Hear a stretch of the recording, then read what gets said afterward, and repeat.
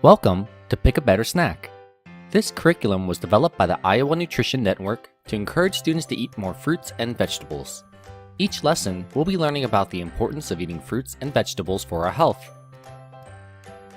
Before we get started with today's lesson, let's warm up with a short exercise to wake up our bodies. Today, we'll be doing butt kickers. In addition to the funny name, this exercise is a great way to warm up before doing physical activity. Similar to the high knee exercise, you'll be running in place and bringing the back of your foot, called the heel, up to your butt like you're trying to kick yourself. If you can't reach that high with your heel, that's okay as long as you're lifting your foot up higher than you would jogging in place. While doing this exercise, make sure to swing your arms back and forth like you would if you were running. If you have trouble doing this exercise, you can choose to instead do arm swings while seated. Get ready by standing up and finding a space in the room where you won't accidentally hit your neighbor or a desk with your arms or legs. We'll be doing the butt kicker exercise for 30 seconds, so make sure your body is relaxed and ready to move. Take this time to find a space, and we'll be ready to go.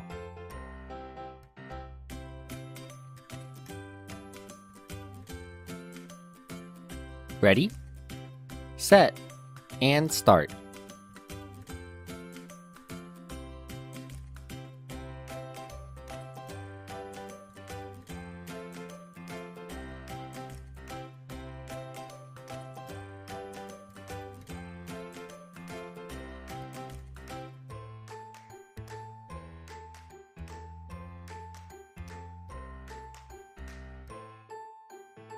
Three, 2, 1, and stop.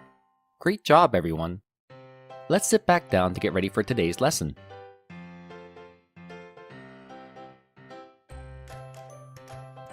Today's lesson is called Goal Setting. Today, students will learn about how to set healthy goals and ways to achieve them. As many of you may already know, goals are things we try to do because they are important to us. For example, a goal could be to make 3 baskets in a row in basketball, or get a perfect score on a math test.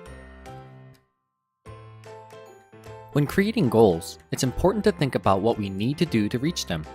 For the goal of getting a perfect score on a math test, steps that could get there would be studying more and practicing math questions. Setting goals is important because it often helps us accomplish something we want to do. Question time. What do you think the term screen time means? Share your thoughts with your neighbor. Pause the video here to allow time for answers.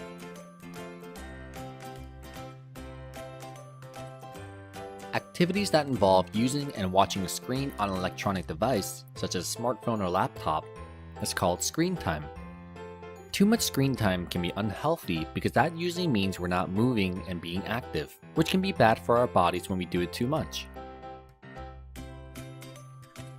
When you're doing things like watching TV and not moving, also called being inactive, we're not using energy and our hearts don't have to work very hard.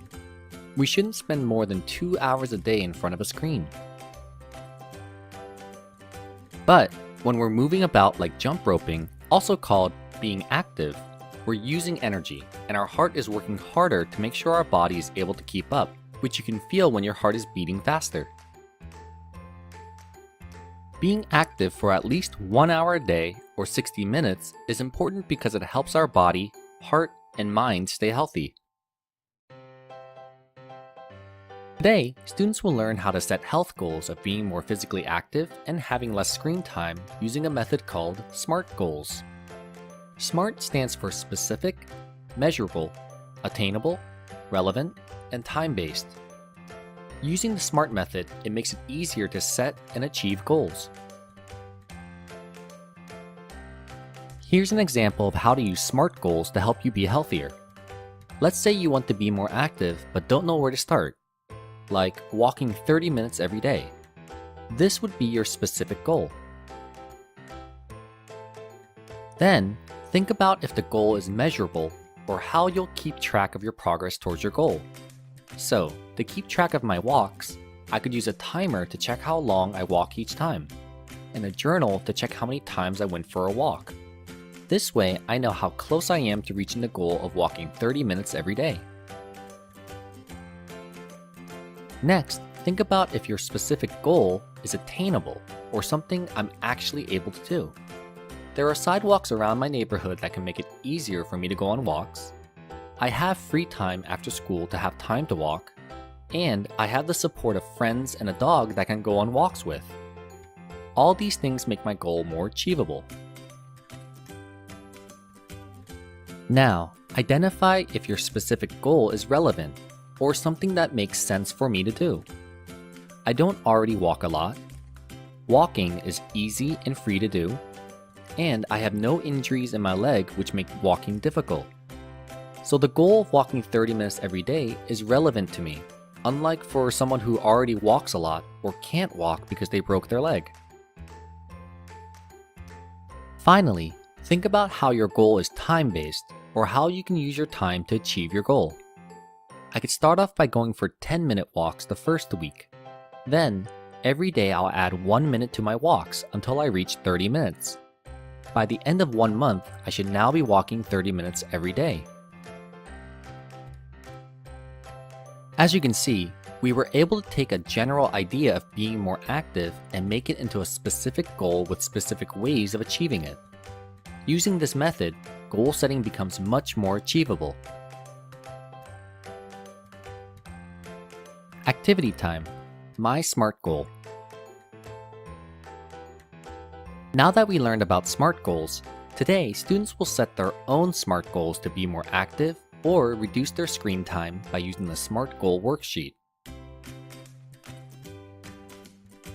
On the worksheet, there are spaces for each of the 5 parts of the SMART goals method. Think of a health goal you want to achieve and write it at the top, such as running in a race or reducing the amount of time you spend looking at a screen. Then, in each of the spaces, break down your goal into more specific pieces. For specific, I might do a 5K race and spend less time using my smartphone. For measurable, I might use a journal to keep track of how far I run and how often I use my phone. For attainable, I can already run a mile, I don't need to use my phone every day, and I have the time and space to run outside. For relevant, I already enjoy running, I spend too much time on Instagram and YouTube, and almost 4 hours every day I spend looking at my screen. And for time-based, I'll run a mile 3 days a week and add half a mile every week until I'm able to run 3 miles, or 5 kilometers, non-stop. I'll also make sure not to use my phone after 8 p.m. Limit myself to only 2 hours a day for Instagram and YouTube. I've now set myself some healthy SMART goals that I can start practicing.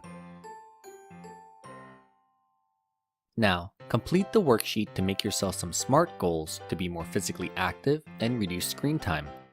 You can choose to do more than one goal at a time. Once you have finished your SMART goals, share them with the class. Use your worksheet to help you get started on being healthier. Pause the video here to allow time for this activity.